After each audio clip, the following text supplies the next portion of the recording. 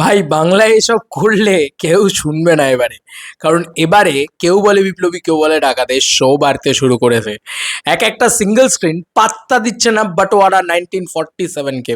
বন্ধুরা, সানি দেওয়াল তার ছবির নো শো শেয়ারিং চালানোর চেষ্টা করছে এই তোমার 15 অগস্টে। মানে এই যে 14 অগস্টের ছবিগুলো রিলিজ করছে, তার ভিতরে বাটোয়ার 1947 আছে, তার ভিতরে আওয়ার আপান 2 আছে। আওয়ার আপান 2 নিয়ে সত্যি বলছি কারোর কোনো এক্সাইটমেন্ট নেই। কিছু সোকল্ড পার্সনের আছে ডেফিনেটলি, বাট সেভাবে প্রচার হয়নি, ছবিটা সেভাবে হয়নি, মার্কেট করতে পারেনি, হাইপ ক্রিয়েট করতে পারেনি, সব এটা তো মানতে হবে ভাই। এবং আওয়ার আপান 2 সেভাবে কিন্তু ওই মাল্টিপ্লেক্স চেনে একটা বেসিক জায়গা পাবে, কিন্তু সিঙ্গল স্ক্রিনে কিন্তু সেভাবে জায়গা করতে পারবে না, কারণ সেখানে কিন্তু সানি দেওয়ালের দবদবাটা থাকবে। আমি হিন্দি মার্কেটের কথা বলছি। কিন্তু যখনই তুমি ঢুকে যাচ্ছ আমার মার্কেটে, যখন তুমি ঢুকে যাচ্ছ আমার বাংলা মার্কেটে, তখন তোমাকে সামনা করতে হবে হচ্ছে আমাদের জিদ্দার সাথে।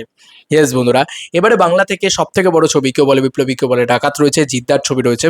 তো এই সিনেমাটার সামনে এসে নো শো শেয়ারিং করলে কিন্তু শুনবো না বাবা। কেন বলছি? কারণ এটা আমার জিদ্দার ছবি। এবং কেন বলছি এটা আমার সুপারস্টারের ছবি।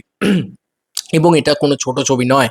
এবং এটা আমি শুনবো না বলছি এটা নয়, কিন্তু এটা সিঙ্গেল স্ক্রিন শুনবে না বলছে, এটাই হচ্ছে সব থেকে বড় বিষয়। তারা বাটোয়ারা 1947-কে সরিয়ে রেখে জিদ্দার ছবি, কেউ বলে বিপ্লবী, কেউ বলে ডাকাত তুলছে। ইয়েস, তোমাদেরকে প্রমাণ দেখাবো।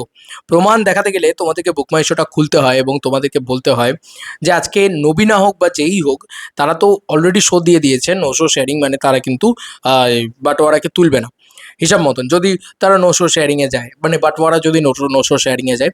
কিন্তু উমা টকিজ বাকরাহাট তারা কিন্তু পরিষ্কার করে দিয়েছে ভাই, এরকম একটা প্রত্যন্ত জায়গার সিঙ্গল স্ক্রিন হিসাব মতন তারা কিন্তু পরিষ্কার করে দিয়েছে ভাই, আমাদের হলে একটাই সিনেমা চলবে, কেউ বলে বিপ্লবী, কেউ বলে ডাকাত, কেউ বলে বিপ্লবী, কেউ বলে ডাকাত। দেখো দেখো দেখো দেখো, চারটে শো, 10:30, 1টা, 3:25, 5:50। এই আপডেট তোমাদেরকে পৃথ্বীশকে থ্যাংক ইউ জানিয়ে আগেই দিয়েছিলাম তোমাদেরকে। পৃথ্বীশ সত্যি আমাকে ফার্স্ট খবরটা দিয়েছিল বলে আমি খবরটা করতে পেরেছিলাম, অনেস্টলি স্পিকিং। কিন্তু এখন আমার কাছে কথা হচ্ছে যে এই যে সিঙ্গল স্ক্রিন, বাদ বাকি যে সিঙ্গল স্ক্রিনসটা রয়েছে, তারা কি বাটোয়ারা তুলবে? দেখো, যাই হয়ে যাক না কেন, আমার যতদূর যা মনে হয় যে এবারে কিন্তু সিঙ্গল স্ক্রিনস অনেক বেশি এক্সাইটেড অ্যাবাউট জি দাস, কেউ বলে বিপ্লবী, কেউ বলে ডাকাত। এটা আমার ব্যক্তিগত পরিসরে মনে হয়। আমি জানি না বাদ বাকিটা হয়তো সময় বলবে, বাদ বাকিটা হয়তো বলবে, বাট আমার মন বলছে যে বাংলায় এসব নো শো শেয়ারিং আর চলবে না। এই ঘাপলা, এই জন্য এই নো শো শেয়ারিংয়ের জন্যেই কিন্তু অনেক কিছু হয়েছে। বাংলা স্ক্রিনিং কমিটি তৈরি হয়েছে, প্রিভিয়াস সরকারের নানান অশান্তি সহ্য করতে হয়েছে আমাদেরকে। তো আহ, সেই সমস্ত দিক তো আমি বন্ধ রাখলাম। তবে এখন বাংলায় যা জিনিসপত্র হয়ে রয়েছে, তাতে আমার মনে হয় বাটোয়ারা 1947 এই সিনেমাটা সত্যিকারের মানে নো শো শেয়ারিং অন্তত বাংলায় দাঁত বসাতে পারবে না। কারণ বাংলায় রয়েছে জিদ্দা, এবং জিদ্দা কিন্তু কোনোভাবেই এটা করতে দেবে না আমার বিশ্বাস। এবং জিদ্দা কি করতে দেবে? বাংলা সিঙ্গল স্ক্রিন ওনার্সরাই করতে দেবে না। বলবে না ভাই, আমরা কেউ বলে বিপ্লবী, কেউ বলে ডাকাতকে একটা প্রাইম টাইম শো দেবো, কি দুটো প্রাইম টাইম শো দেবো, তারপরে আমি বাদ বাকি দুটো হিন্দি ছবিকে, একটা আওয়ার আপানকে দেবো, একটা বাটোয়ারাকে দেবো। এইভাবে তারা ভাগ বাটোয়ারা করে নেবে, পরিষ্কার কথা। তো এটা আমার ব্যক্তিগতভাবে মনে হয়।